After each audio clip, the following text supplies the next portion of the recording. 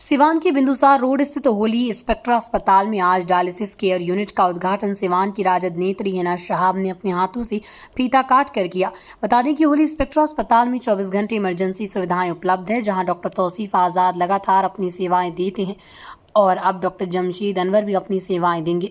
उद्घाटन के मौके पर पहुंची राजद नेत्री हिना शहाब ने कहा कि डायलिसिस के लिए बाहर जाने वाले मरीजों के लिए यह अच्छी बात है कि अब उनको बाहर नहीं जाना होगा, अब सिवान में उनका बेहतर इलाज हो पाएगा। सुनिए राजद नेत्री हिना शहाब और होली स्पेक्ट्रा के डॉक्टरों ने क्या कुछ कहा। होली स्पेक्ट्रा हॉस्पिटल में अब डायलिसिस यूनिट की भी शुरुआत हो गई है।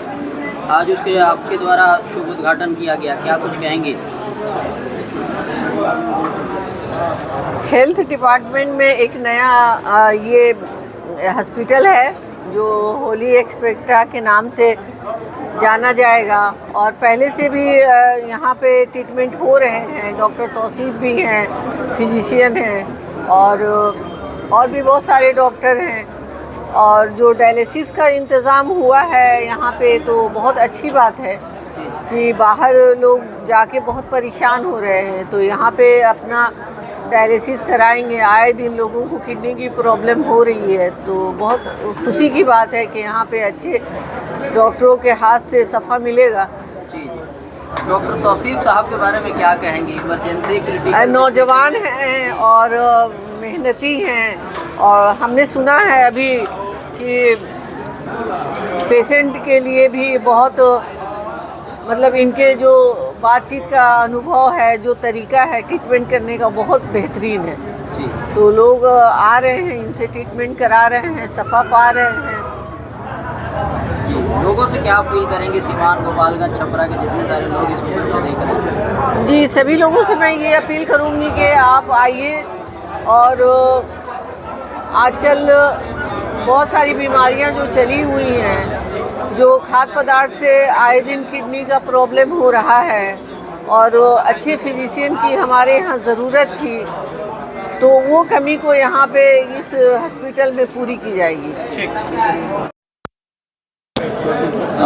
मैं पहले से ही सिवान में इमरजेंसी मेडिकल केयर की सेवा तो दे ही सिवान वालों से। अब ये है कि सिवान वालों के लिए हमने डायलिसिस की सुविधा स्टार्ट की है, जो कि 24/7 रनिंग होगी।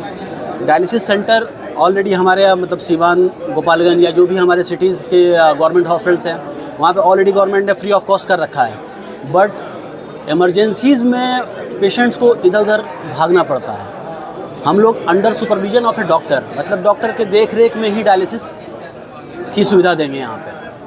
एक और बात डॉक्टर साहब, जी, बहुत सारे लोग पूछ रहे थे कि जो आपने होली स्पेक्ट्रा हॉस्पिटल का नाम रखा है, जी, आप इमरजेंसी क्रिटिकल सिचुएशन मेडिसिन के पेशेंट को देखते हैं, तो नाम आपने क्यों रखा है होली स्पेक्ट्रा? देखिए, होली का मतलब तो हो गया पवित्र।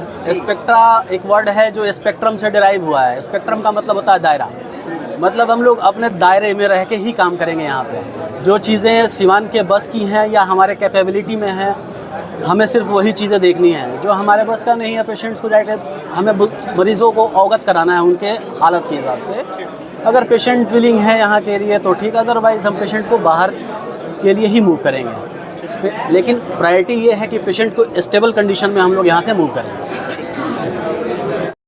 जी डॉक्टर साहब, डायलिसिस पॉइंट का आज शुभारंभ किया गया है सर, किस तरह की व्यवस्थाएं हैं आपके यहाँ? मतलब अब ये हॉस्पिटल, ऐसे तो ये हॉस्पिटल पहले से ही सेवाएं दे रहा है इमरजेंसी और क्रिटिकल केयर का, बट अब डायलिसिस जुड़ जाने से ये सेवाएं और एडवांस्ड हो जाएंगी। कई सारे क्रिटिकल पेशेंट, भले वो किडनी के हैं हो या कुछ और हार्ट के डिजीज़, उसमें एक्यूट किडनी इंजरी होती है जिसमें टेम्पररी डायलिसिस की ज़रूरत होती है। तो डायलिसिस की सुविधा हो जाने से क्रिटिकल के पेशेंट्स के मैनेजमेंट में काफ़ी आसानी होगी। अच्छा, थोड़ा आम जुबान में डॉक्टर साहब हम लोगों को समझाइए, हमारे जो भी व्यूअर्स हैं, कि डायलिसिस का क्या मतलब होता है, कब पेशेंट को डायलिसिस किया जाता है? देखिए, डायलिसिस को हम एक आर्टिफिशियल किडनी की तरह से समझ सकते हैं। जैसे किडनी का काम सब लोग जानते हैं कि बॉडी में जो भी इम्प्योरिटीज़ होती है उनको फिल्टर करके आउट करना होता है, बट कई कंडीशन में कभी कभी किडनी अपना काम करना टेम्पररी या कई पेशेंट में परमानेंटली किडनी फेलियर हो जाता है।